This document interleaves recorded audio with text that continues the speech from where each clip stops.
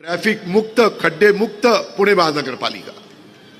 आज देव का घड्याळ वाजत आलम वाजला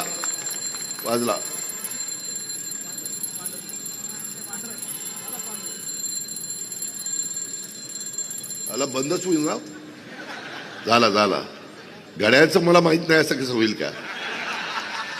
मित्रांनो ग्रीनरी केली पाहिजे झाडं लावली पाहिजे त्याकरता प्रयत्न महानगरपालिकेने करायला नको महानगरपालिकेला इथं बसणारा सगळा समाज टॅक्स भरतो तो टॅक्स काय मुठभट लोकांचे घरदार बांधण्याच्या करता टेंडर कशी होतात ठराविक लोकांना टेंडर कशी मिळतात ठराविकच कॉन्ट्रॅक्टर कसे तिथं बसतात ह्याला कोण जाब विचारणार आहे मित्रांनो 25 वर्ष पिंपरी चिंचवड मध्ये ह्या सगळ्या गोष्टी मी बारकाईने केल्यात आज तुम्ही जाऊन बघा सकाळी 6 वाजता माझी बारामती साफसफाई तिथे होते 8 वाजता सगळं शहर चकाचक दिसतं तसं का पुण्यामध्ये होऊ शकत नाही राजकीय इच्छाशक्ती कमी पडतीये इथलं पुण्याचं नेतृत्व कमी पडतंय नुसतं राजकारण करून चालत नाही नाहीतर उगीच राजकारण करायचं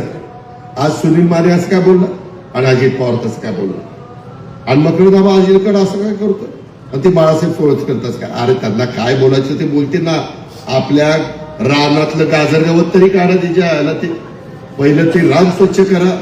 तिथलं पहिलं पीक बघा तुमची पिकं चांगली असतील तर प्रपंचावरून मुलाबाळा चांगली चालतील या सगळ्या गोष्टीचा बाबांनो विचार करा आणि म्हणून माझी तुम्हाला विनंती आहे आपल्याला त्या रस्त्याने जायचंय मी आता जास्त वेळ आपला घेत नाही परंतु